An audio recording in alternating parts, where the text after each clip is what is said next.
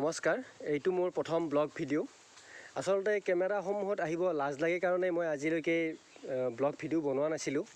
যি নহওক, ইউটিউব জগতখনত মোৰ দুটা সৰু চেনেল আছে। এটা হৈছে কৃষক সহায় আৰু আনটো হৈছে এনি ডিস্কভাৰ টিভি। কৃষক সহায় চেনেলটোত কৃষিবৃত্তিৰ ওপৰত কৃষকসকলক কেনেদৰে সহায় কৰিব পাৰি সেই বিষয়ে কিছুমান ভিডিঅ' বনোৱা হয়। আৰু এনি ডিস্কভাৰ টিভিটোত নৰ্থ ইষ্টৰ যিবিলাক ঠাই হয় সেইবিলাক ডিস্কভাৰ কৰা হয় বা সেইবিলাকৰ ইনফৰ্মেশ্যন দিয়া হয়। যি নহওক, আজি আমি উপস্থিত আছোঁ BTADৰ গ্ৰীণলেণ্ড নামৰ এখন ঠাইত। কিছুমানে গ্ৰাছলেণ্ড বুলিও কয়। আহকচোন আমি ভিডিঅ'টো আৰম্ভণিৰ পৰা আৰম্ভ কৰোঁ।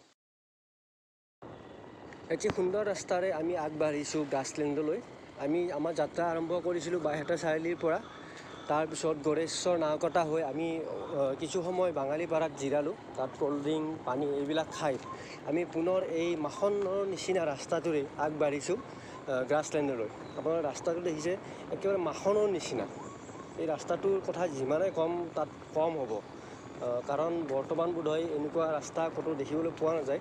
ইমান স্মুথ, বাইক চলাই কিনে ইমান মজা লাগিছে, কি ক'ম আৰু।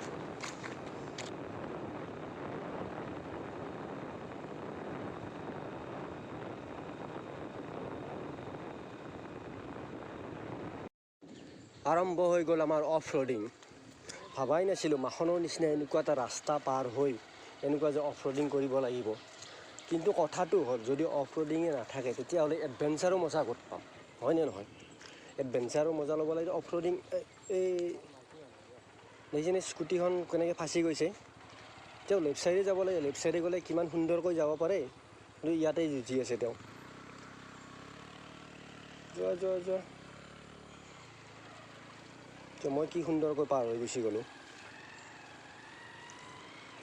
ৰাস্তাটো আৰু বহুখিনি বেয়া আছে, আগলৈকেও বেয়া আছে বোলে। আৰু আমি বেয়া অলৰেডি পাৰ হৈ আহিলোঁ বহুখিনি। ৰাস্তাৰ মাজতে পানী জমা হৈছিল। আৰু আগবাঢ়োঁ, দেখা যাওক।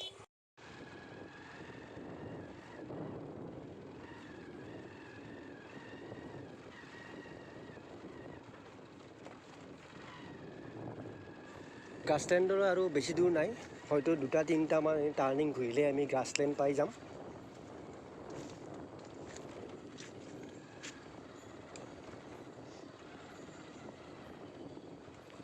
সেইসকলে হয়তো গ্ৰাছলেণ্ড চাই উভতিলে।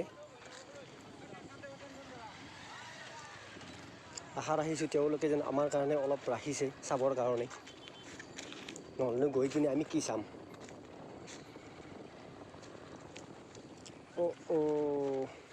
এই ৰাস্তাৰ মাজতে এনেদৰে পানী জমা হৈ আছে।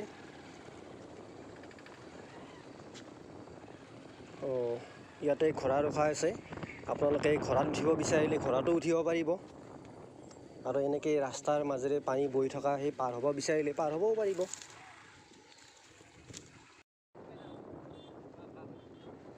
ফাইনেলি আমি গ্ৰাছলেণ্ড পাই গ'লোঁ। এয়া দেখিছে কি সুন্দৰ নদী এটা বৈ আছে। ইয়াত ইমান মানুহৰ ভিৰ, কিবা চেকপোষ্ট বা কিবা নহয়। যি নহওক, আমি আগবাঢ়োঁ আগলৈ।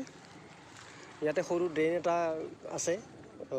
ড্ৰেইন মানে আপোনাৰ হেৰি হয়, কি বুলি কয় এইটো, চুইচ গেট হয়, য'ত পানী বাহিৰৰ সোমোৱা অনা নিয়া কৰে।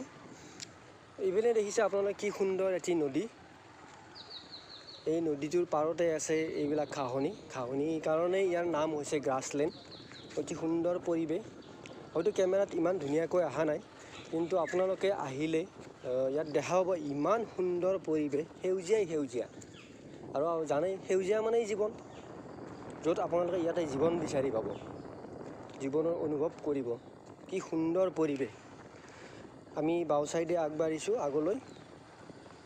আগত আমাৰ বাইক ৰাখিম, তাত বাইক ৰাখি কিছু সময় জিৰাই কিনে আমি নদীত গা ধুম।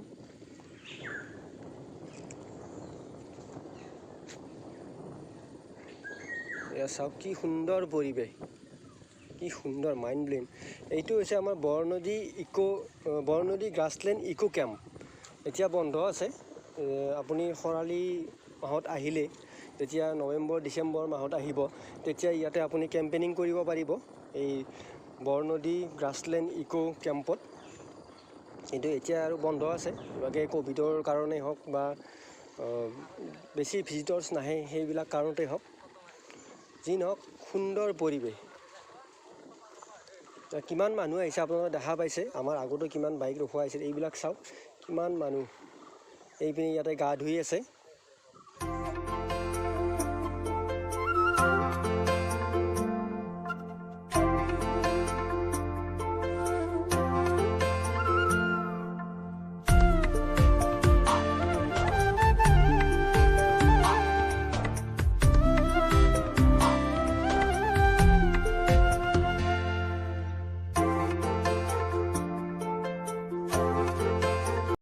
বন্ধু বান্ধৱীসকল, মোক ক্ষমা কৰিব যে মই আপোনালোকক গা ধোৱা ভিডিঅ'বিলাক দেখুৱাব নোৱাৰিলোঁ। কেইটামান ফটোকে শ্বেয়াৰ কৰিছোঁ, কাৰণ কিয় মোৰ ব্লগ বনোৱা তেনেকুৱা কোনো উদ্দেশ্য নাছিলে। সেয়েহে ভিডিঅ' বনোৱা হোৱাই নাছিলে। যেতিয়া আমি গা ধুই উঠিলোঁ তেতিয়া মোৰ লগৰ কেইজনে ফ'ৰ্চ কৰিলে যে তুমি আজি ব্লগ বনোৱা। মই যিহেতু কেমেৰা আগত আহিব লাজ লাগে, মই প্ৰথমতে নাকচে কৰিছিলোঁ, কিন্তু সিহঁতৰ যেতিয়া বেছিকৈ জোৰ কৰিলে তেতিয়া মই ক'লোঁ ঠিক আছে বাৰু ব্লগ বনাম। সেইকাৰণে গা ধোৱা হোৱাৰ পিছতে মই এইটো যিটো ভিডিঅ' বনাই আছোঁ, গা ধোৱা হোৱাৰ পিছতেই বনাইছোঁ। তেতিয়ালৈকে আমাৰ গা ধোৱা বহুত দেৰিয়ে হৈ গ'ল।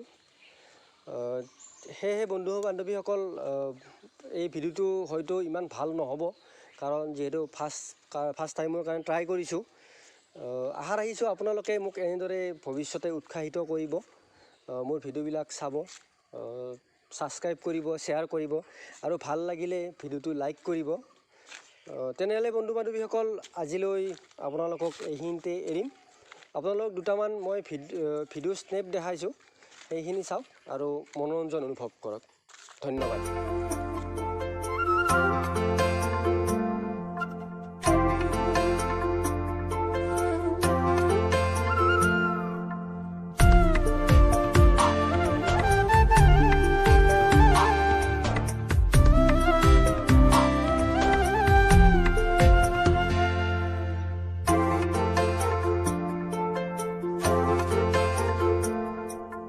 মোৰ কথা